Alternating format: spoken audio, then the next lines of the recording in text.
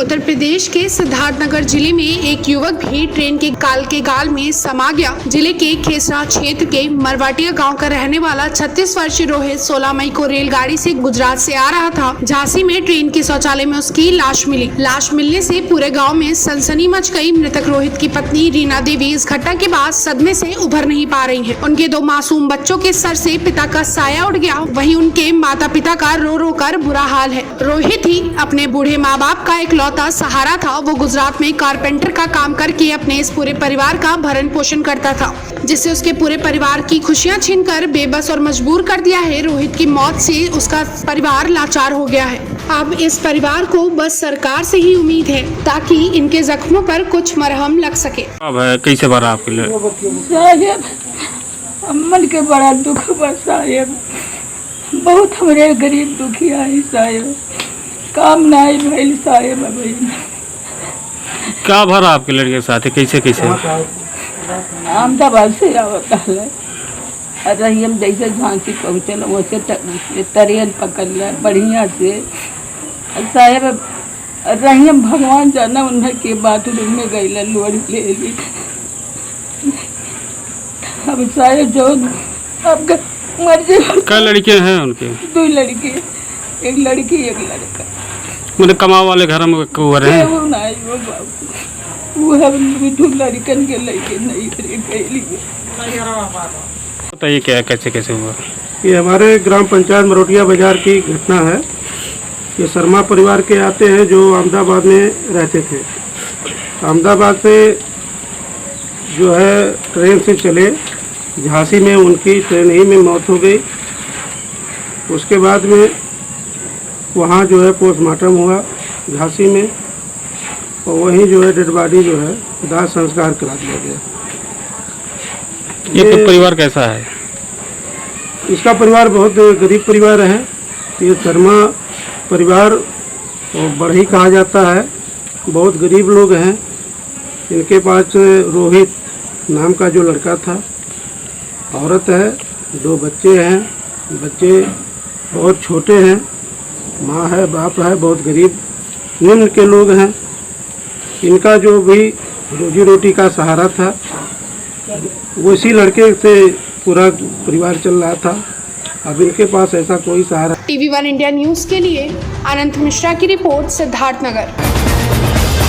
उत्तर प्रदेश के बुलंदशहर के थाना खानपुर के काच रोड गांव के एक नवयुवक का संदिग्ध परिस्थितियों में शव मिला था। परिजनों की हत्या का शक सही निकला। मृतक के फुफेरे भाई ने ही अपने साथियों के साथ मिलकर मृतक की हत्या की थी। आरोपित हत्यारा युवक अपने मामा के घर पर ही रहकर मुर्गा फार्म चलाता था, जो थाना किटोर क्षेत्र के किसी गाँव का रहने वाला था।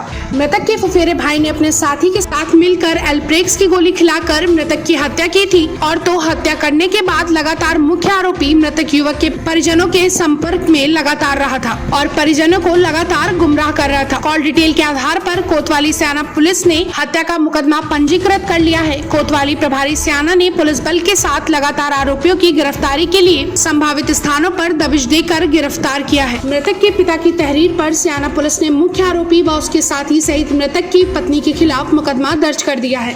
बिसरा प्रिजर्व किया गया था। कल दिनांक 30 को मृतक के पिता उदय भान द्वारा लिखित तहरीर दी गई कि मेरे पुत्र की हत्या 3 लोगों ने मिलकर की है। नेम्ड FIR हुआ था। FIR के आधार पर तीनों अभियुक्त को कल गिरफ्तार किया गया है।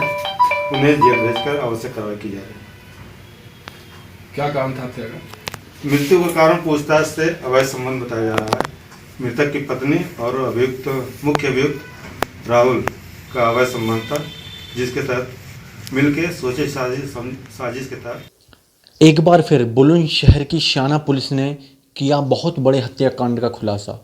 आपको बता दें कि जहां पत्नी को घर की लक्ष्मी कहा जाता है, वहां क्या पता था कि पत्नी ही मौत का काल बन सकती है।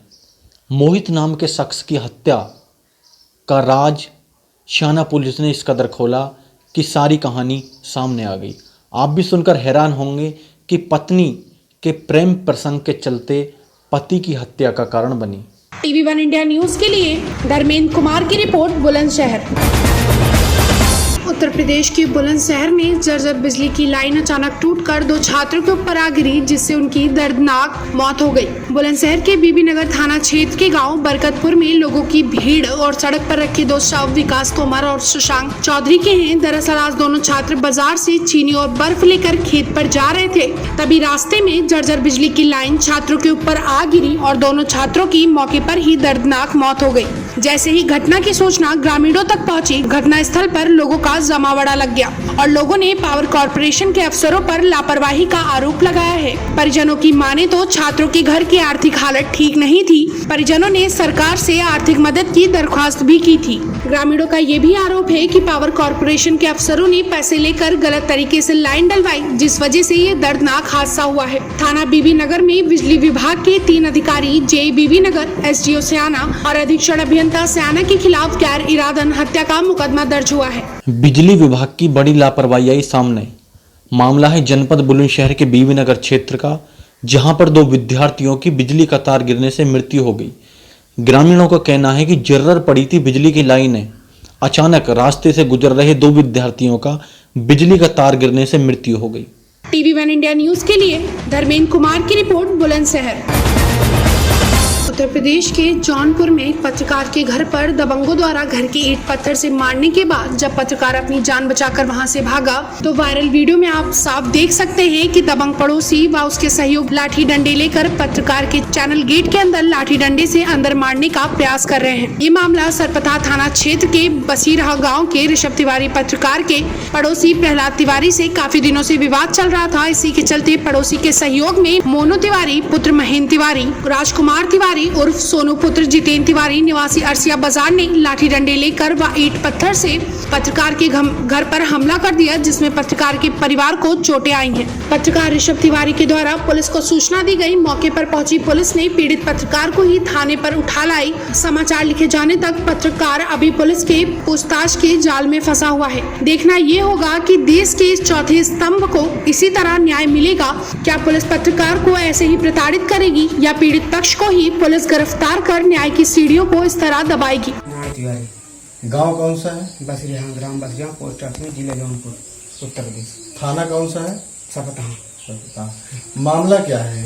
मामला सर आकर यहाँ गाड़ी की और घर पे आ गए, घुस गए। कौन? कीर्तन तिवारी। ये कौन है? वशिष्ठ तिवारी का लड़का है। अच्छा, जैसे कोई विवाद जमीनी चल रहा है या कोई और? जमीनी विवाद पता नहीं कैसा मैटर लेके चल रहे हैं।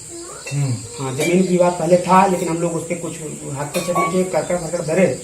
इसके बाद जो है हम लोग नहीं बोले कि जाने दीजिए, और फिर ऐसे ही हम लोग जाने दे रहे हैं। कल भी?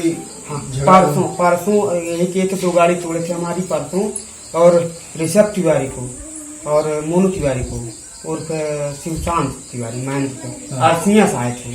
अच्छा, आकर के यहीं पे गाली दे रहे थे, और फिर पुलिस आई है, इनको लेके गई है इन दोनों को, और 151 107 क्या कहते हैं, तहसील जेल ले जाकर इनको जमानत छोड़ दी। आश्वासन दी हम करेंगे, कुछ समझ नहीं आया हम लोगों को। फिर आज एक चढ़ के गाली दी। कौन कौन आ जाए थे? पहले तो कीर्तन आया था, एक घर में घुस के गाली दे रहा था। इसके बाद पूरा ये शिवशांत तिवारी, मोनू, राजकुमार उर्फ सोनू, रविंद्र तिवारी और विजय प्रताप तिवारी, प्रहलाद तिवारी। अच्छा, वहाँ से ईटे पाथर वीडियो में वायरल हुआ? हाँ, वो सही है, वही फेंके हैं उधर से। अच्छा, वो लोग ईटे पाथर फेंके? हाँ, हमारी गाड़ी क्षतिग्रस्त कर दी है। ये गाड़ी देखिए क्षतिग्रस्त कर दी हो। मैं कैमरामैन से कहूँगा थोड़ा आप लोग इसको जो टूटा हुआ है पंखे को और कैमरा घुमाएं, पंखा और पूरा जो नुकसान हुआ है गाड़ी, ये गाड़ी नुकसान भी देख ली सर।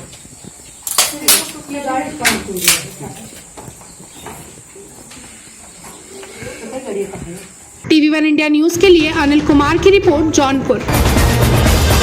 वैसे तो आप सभी जानते हैं कि ग्रामीणों क्षेत्रों का विकास कागजों में लगभग पूरा हो चुका है और आगामी कुछ महीनों में प्रधानी के चुनाव भी होने वाले हैं, लेकिन वर्तमान ग्राम प्रधानों ने ब्लॉक संबंधित अधिकारियों की मिलीभगत से विकास का खूब पैसा खाया है व ग्रामवासियों को योजनाओं के नाम पर सिर्फ और सिर्फ आश्वासन ही मिला है। ऐसा ही एक मामला जनपद मुरादाबाद की तहसील काट के अंतर्गत आने वाले ग्राम लदावली का सामने आया है, जिसके रास्ते में इस समय घरों में लगे लगे समरसेबल से निकलने वाले पानी का निकास न होने की वजह से पानी रास्ते पर फैला हुआ है। आपको बताते चले कि इस ग्राम के घरों से निकलने वाला पानी ग्राम के समीप ही तालाब में जाता था, जिस पर ग्राम के कुछ दबंगों द्वारा कब्जा करके अपनी बिल्डिंग बना ली गई है, जिसकी शिकायत ग्रामवासी लंबे समय से उच्च अधिकारियों से करते चले आ रहे हैं। लेकिन अधिकारियों द्वारा इनको आश्वासन लगातार दिया जाता है, लेकिन कोई भी समाधान नहीं किया जा रहा है। वर्तमान में रास्ते में भरे इस गंदे पानी के भंडार से बीमारी फैलने का अंदेशा बना हुआ है और अधिकारी गणों ने मौन साध रखा है। क्या नाम बाबा आपका? घासीराम। कहाँ के रहने वाले हैं आप? हाँ, गाँव गलावली के रहने वाले हैं। क्या समस्या है आपके गांव में? समस्या ये है कि पानी को हमें 8-10 दिन हो गए निकलते हुए और कोई इस बार की सुनवाई नहीं हुई हमारी, और हम परेशान हैं। सब में तन देर में जाते हैं पानी में गुल करके, हम बहुत परेशान हैं। तो ये पानी तालाब में जाता था, कहाँ जाता है? ये पानी पहले तालाब में जाता था। तो अब क्या क्यों नहीं जा पा रहा? बंद है तालाब। कितने बीघे का तालाब था आपके? 6 बीघे का। ये 6.25 बीघे का। अब कितना है इस समय मौके पे? तो 1 बीघा। अब तो 2 बीघे है। तो किसने कब्जा लिया बाकी का? सब इन पे गुजरों पे है। अब ज्यादा लोग हैं, ये गुजरों पे है, गुजरों ने सबने दाब रखा है इन्होंने। तो पानी नहीं अंदर जाया जा रहा है? हाँ, पानी अंदर नहीं जा रहा, सब बाहर सड़कों पे है। तालाब छोटा होने की वजह से पानी गांव की तरफ दौड़ रहा है ना? हाँ, पानी दौड़ रहा है। क्या नाम है आपका? अमर सिंह। कहाँ के रहने वाले हो आप? लदावली। ये जो पानी भरा हुआ आपके गांव में, क्या कारण है जो पानी भरा हुआ गांव में? ये तालाब पे कब्जा कर लिया, आगे पानी की जगह नहीं मिल रही वहाँ। तो तालाब में पानी जाता था इस गांव का पहले? हाँ। तो अब तालाब नहीं है गांव में कोई भी? तालाब में और कहीं नहीं है। तो ये पानी अब गांव में ही भर रहा है। तो आप आने जाने में परेशानी होती है? बहुत परेशानी है। तो आपने कोई मांग डिमांड कुछ रखी कि प्रार्थना पत्र दिया? हमारा हाँ, तहसील में लगी हुई है एप्लीकेशन। अच्छा, कोई फोटो कॉपी वगैरह है? फोटो कॉपी तो है। TV1 इंडिया न्यूज के लिए सलमान की रिपोर्ट, मुरादाबाद। जनपद फतेहपुर जहां अपनी ऐतिहासिकता के लिए जाना जाता है, वहीं फतेहपुर से जुड़े छोटे गांव कस्बे अपनी खास पहचान रखते हैं। जहां फतेहपुर में एसपी प्रशांत वर्मा ने कुशल कानून व्यवस्था का परिचय दिया, तो वहीं जिलाधिकारी संजीव कुमार के तत्वाधान में जिला नित नई ऊंचाइयों को छू रहा है। वहीं जिले में लॉकडाउन के चलते विभिन्न स्थानों पर क्वारंटाइन सेंटर स्थापित किए गए, जिसके माध्यम से प्रवासी मजदूर, दूर दराज से आए हुए लोगों को खास सुविधाओं के साथ 14 दिन के लिए रखा जाता है, जहां प्रतिदिन उनके स्वास्थ्य की जांच के साथ साथ विभिन्न माध्यमों से उनका विशेष ध्यान रखा जाता है। जिलाधिकारी संजीव कुमार समय समय पर विभिन्न क्वारंटाइन सेंटरों का निरीक्षण करते हैं। अपने कुशल नेतृत्व व कार्य प्रणाली का ही नतीजा है कि फतेहपुर जिला नीति आयोग की रिपोर्ट में सबसे तेजी से विकास करने वाले जिलों में दूसरे नंबर पर रहा है।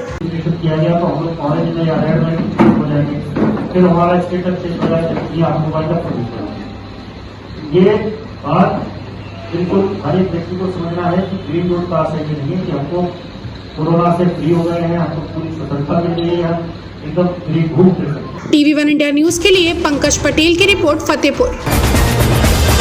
उत्तर प्रदेश के चंदौली के ब्लॉक मुख्यालय चकिया में विकास कार्यों में अव्यवस्था सहित विभिन्न कल्याणकारी योजनाओं में अपात्रों के चयन के बाद ग्राम पंचायत मैनपुर की महिलाओं ने ब्लॉक मुख्यालय पर पहुंचकर ब्लॉक कर्मियों सहित ग्राम प्रधान के खिलाफ मोर्चा खोलकर सभी कार्यों को व्यवस्थित करने की मांग की है। आप लोग ब्लॉक मुख्यालय पर आई हैं, क्या है पूरा मामला? सर हमारे यहाँ जो हम लोग ब्लॉक मुख्यालय पर आए हैं, हमारे यहाँ जो है विकलांग 2-3 लोग हमारे गांव में विकलांग हैं। उनको ना आज तक कोई आवास मिला, ना ही कोई पेंशन मिला है, ना ही मनरेगा कोई जॉब कार्ड मिला है। हम लोग का राशन कार्ड तक से भी नहीं बना है आज तक। तो बताइए इसे कैसे चलेगा? और उसके बाद जो है हम लोग के गांव में कुछ ठाकुर बस्ती है, लेकिन ज़रूरी तो नहीं है सर कि सब अमीर है, उसमें गरीब भी बहुत लोग हैं। तो उन लोग को भी कोई आवास नहीं है, ना ही कोई पैखाना है, कुछ शौचालय का कोई अधूरा नहीं है, गली गुचर भी हम लोग का नहीं बना है। और सर हमारे यहाँ हम लोग जिस गांव में रहते हैं, वहाँ का जो बीच में नाला है, उसमें पानी जब बाढ़ आता है तो खूब भर जाता है। हम लोग एक हफ्ता 2 हफ्ता घर में से निकल नहीं पाते हैं। हम लोग खेत के डारे से सहारा लेकर हम लोग को जाना आना होता है। इसमें बच्चों के स्कूल जाने में भी बहुत दिक्कत होता है। हम लोग का पुल नहीं बन रहा है, एकदम मतलब खाने में है। तो उसको उपचार अगर हो जाता है तो बढ़िया है। प्रधान इसके लिए भी कोई सुनवाई नहीं कर रहा है हम लोग का। बताइए हम लोग के बच्चे कैसे पढ़ेंगे। इस तरीके से सरकार इतना बड़ा योजना दे रहा है, इतना सब भेज रहा है सरकार, लेकिन कोई सुनवाई नहीं हो रहा है। जिसके पास घर है, मकान है, उसको आवास है, पेंशन है, मनरेगा का जॉब है, जिसके पास कुछ नहीं है और उसको तो मतलब उसका ना जॉब कार्ड है, ना मनरेगा का कोई काम है, ना आवास है, कुछ नहीं है। मेरा नाम सर तारा देवी है। मैं ग्राम पंचायत मैनपुर से हूँ और जो है कि मेरे गांव में आंगनबाड़ी केंद्र नहीं है, लेकिन वहाँ पे टीकाकरण के लिए और जो है कि ये गर्भवती महिलाएं, धात्री महिलाएं, नवजात शिशु के लिए टीकाकरण करवाने में बहुत दिक्कतें होती हैं। ना रास्ता है कि महिलाएं कैसे जाकर अपने बच्चों का टीकाकरण करवाएंगी और गरीब बहनों के लिए जो विकलांग हैं उनका ना आवास है, ना ही उनका जॉब कार्ड बना है और ना ही उनके पास ये विकलांग पेंशन जो बना है वो भी नहीं बना है। तो हम चाहते हैं कि सरकार तक हम लोगों की आवाज़ जाए और उस पर ध्यान दें सरकार, हम लोगों की सहायता करे, आंगनबाड़ी केंद्र भी बने और स्कूल के जाने के लिए रास्ते भी बने, बच्चे और गर्भवती महिलाओं स्वास्थ्य पे हम लोग का कार्य अच्छे से होके। अपने प्रधान जी से नहीं समस्या सर हम लोग अपने प्रधान से कहें, प्रधान जी बोले कि हम अपना दे दिए हैं, लेकिन वो 5 साल से दे रहे हैं, 2015 से हम लोग कर रहे हैं, लेकिन वो कह रहे हैं हम दे दिए हैं, आ नहीं रहा है। हर जगह पे बन गया आंगनबाड़ी केंद्र, हमारे यहाँ बना नहीं है। हम आंगनबाड़ी हेल्पर हैं सर। ठीक जी, अपना परिचय बताइए। सर मेरा नाम नीतू देवी है। आप लोग ब्लॉक मुख्यालय पर आई हैं, क्या है पूरा मामला? मेरा समस्या है सर कि हम लोग के गांव में आज 2015 से 2020 तक आज तक कोई आवास नहीं बना, ना नाली सही बना, नाली बस खुदवा कर बस दिखाया गया, ऊपर पैसा पास हो गया, ना आज तक गरीबों को मनरेगा में काम दिया गया। और बड़े लोग को मतलब अच्छा सर, बड़े लोग को मतलब लाल कार्ड बना है, गरीब लोग को सफ़ेद कार्ड बना है, किसी का बना है किसी का नहीं बना है, कभी कट गया है। और मतलब सर की ये समस्या है जो विकलांग है उनको भी पैसा नहीं मिल रहा है, कुछ जो पेंशन प्रधान आज तक पैसा ले लिया है जो कि पेंशन भी नहीं बनवाया। हमारा नाम किरण सिंह है, मैं ग्राम पंचायत मैनपुर से हूँ। क्या समस्या है आपके गांव की? सर हमारा समस्या है कि हमारे गांव में जैसे बहुत से गरीब लोग हैं जो कि राशन कार्ड के पात्र हैं, लाल कार्ड के, लेकिन उनका लाल कार्ड था भी तो उनका काट करके जो जैसे 30 बीघा 35 बीघा वाले हैं उनको दे दिया गया है। वो उस पर राशन लेते हैं, लेकिन गरीब लोग जो राशन कार्ड के पात्र हैं उस पर राशन नहीं ले पाते हैं। उनका राशन कार्ड था भी वो भी कट गया है। और हमारे गांव की एक समस्या है कि हमारे गांव के बच्चों के लिए जाने के लिए स्कूल में रास्ता नहीं है। हम लोग रास्ते के लिए 2-3 बार आवेदन भी दे चुके हैं ब्लॉक ऑफिस में, तहसील दिवस में, लेकिन अभी कोई सुनवाई नहीं हुआ। प्रधान हमारे गांव का अपना आरसीसी दिखा देते हैं, जो कि वो आरसीसी रास्ता जो है प्रधान के गेट में से जाता है और वो और आगे से भी जाता है। तो छोटे छोटे बच्चा है जो कि नहर में है, नहर है, पानी भरा रहता है, उसमें बच्चे गिर जाएंगे। और जो हमारे गांव से रास्ता है वो रास्ता हम लोग बनवाना चाहते हैं ताकि हमारे बच्चों को स्कूल जाने में एकदम दिक्कत ना हो। वही रास्ता हम लोग चाहते हैं कि हमारे गाँव का रास्ता बने और हमारे गांव के रास्ते के लिए वो बहुत ज़रूरी है बच्चों के लिए, क्योंकि हमारे बच्चों की भविष्य की बात है। इसलिए हम चाहते हैं कि हमारे वो स्कूल का रास्ता बने। बहुत सारे हमें बहुत से अभी लोग हैं जिसको शौचालय नहीं है, वो सड़क पर जाते हैं शौचालय के लिए। TV1 इंडिया न्यूज़ के लिए परवीन कुमार केसरी की रिपोर्ट, चंदौली।